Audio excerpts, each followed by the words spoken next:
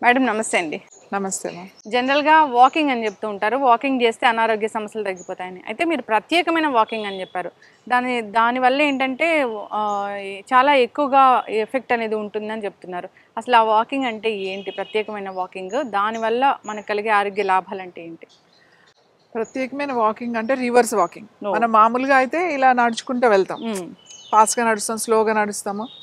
ఆహ్, ఇలా ముందుకెళ్తూనే ఉంటాం. బాడీకి వెనక్కి వెళ్ళే అలవాటు ఉండదు. హ్మ్. కాబట్టి మనం ఏం చేయాలంటే రోజు చేసే వాకింగ్ అంటే కొంతమంది హాఫ్ అన్ అవర్ చేస్తారు, 45 మినిట్స్ చేస్తారు. హ్మ్. కొంతమంది 1 అవర్ చేస్తారు వాకింగ్. ఎప్పుడు చేసినా అందులో ఒక 5, 10 మినిట్స్ మీరు రివర్స్ వాకింగ్ చేస్తే హ్మ్.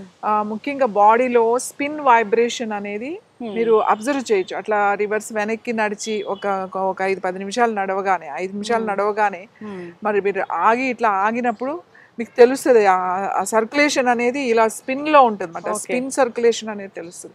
దానివల్ల ఏంటి అంటే ముఖ్యంగా మనకి మోకాళ్ళ నొప్పులకి చాలా మంచిది రివర్స్ వాకింగ్. హ్మ్. ఇంకా ఏంటంటే బ్రెయిన్‌కి చాలా మంచిది. బ్యాలెన్సింగ్ చేసుకుంటది. చాలామందికి పార్కిన్సన్ ఉన్నవాళ్ళు, తర్వాత అల్జైమర్స్ ఉన్నవాళ్ళు, నిద్ర పట్టని వాళ్ళు, మోకాళ్ళ నొప్పులు ఉన్నవాళ్ళు, పెయిన్స్ ఉన్నవాళ్ళు వీళ్ళందరికీ కూడా చిన్నపిల్లలు కూడా చాలా కొంతమంది పిల్లలు ఎంత చదివినా గుర్తుండట్లేదు అని అంటారు. కొంతమంది పిల్లలు ఫోకస్ చేయట్లేదు, అసలు కాన్సన్ట్రేషన్ లేదు అని చెప్తూ ఉంటారు.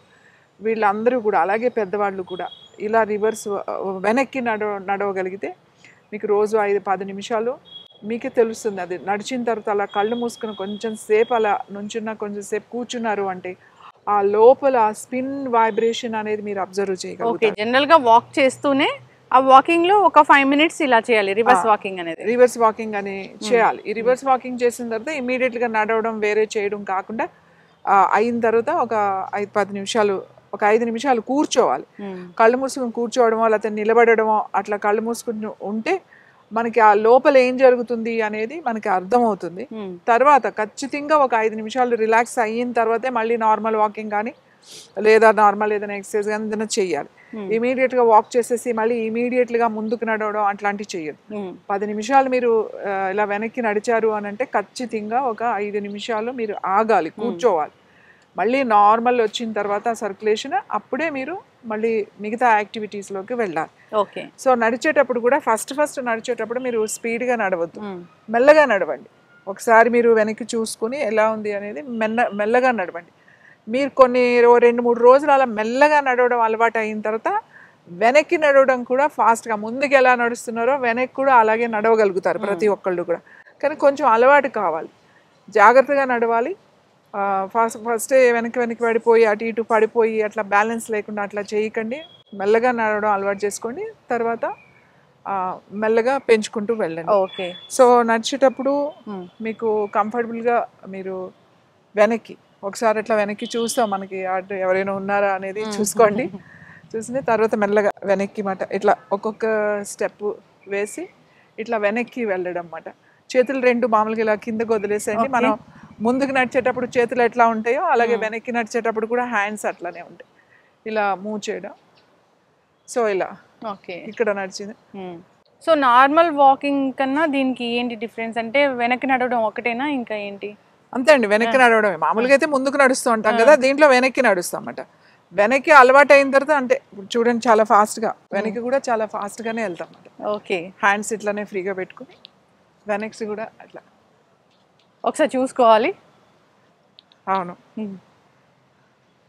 సో, ఇలా వాక్ చేశాక కాసేపు అనేది మనము ఆగాలి. కూర్చోవాలి హ్మ్. కంపల్సరీగా.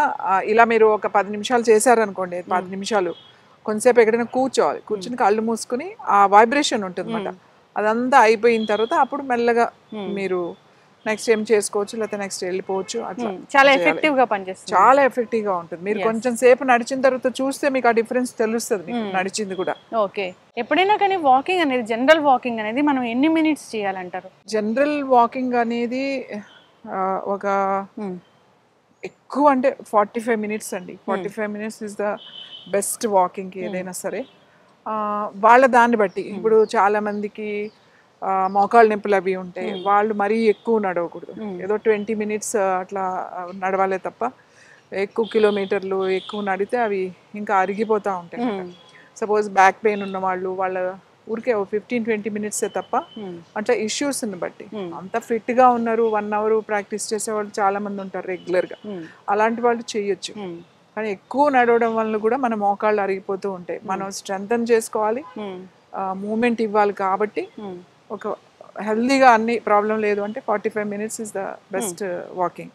అందులో ఓ 10 నిమిషాలు రివర్స్ వాకింగ్ అనేది చేయాలి. రివర్స్ వాకింగ్ చేయండి. మెమరీ అనేది బూస్ట్ అవుతుంది, మోకాళ్ళ నొప్పులు అనేవి తగ్గుతాయి. సో దీని స్పిన్ వైబ్రేషన్, బాడీలో బ్లడ్ సర్క్యులేషన్ ఇలా ఉంటుంది అన్నమాట, అది తెలుస్తుంది. బ్లడ్ సర్క్యులేషన్ బాగా అవుతుంది. తర్వాత ఈ పార్కిన్సన్, తర్వాత అల్జైమర్స్ ఉన్న వాళ్ళు, మెమరీ తక్కువ ఉన్న వాళ్ళకి అన్నిటికీ కూడా ఈ రివర్స్ వాకింగ్ అనేది చాలా బాగా పనిచేస్తుంది. బీపీ అనేది కూడా కంట్రోల్లో ఉంటుంది. అన్ని కంట్రోల్లో ఉంటాయి, అన్ని కంట్రోల్లోకి వస్తాయి. ముందు ఎలా నడుస్తున్నారో అలాగే వెనక్కి కూడా నడవడం మొదలు పెడితే ఇంకా నడక ఎంత మంచిదని చెప్తారో అంతకన్నా ఎక్కువ రేట్లు వెనక్కి నడక కూడా అంతకన్నా ఎక్కువ మంచి. ఎస్, ఖచ్చితంగా మ్యామ్. సో చాలా చక్కటి ఇన్ఫర్మేషన్ అండి. సో వాకింగ్ అనేది రివర్స్ వాక్ చేయాలి, వాక్ చేస్తూనే. సో ఒక 5-10 మినిట్స్ ఇలా రివర్స్ వాక్ చేస్తే కనుక ఇప్పుడు చెప్పిన అనారోగ్య సమస్యలు అనేవి చాలా ఈజీగా తగ్గిపోతాయి. చక్కటి ఇన్ఫర్మేషన్ అండి. అందరూ కూడా ప్రాక్టీస్ చేయాలని కోరుకుందాం. ధన్యవాదాలు.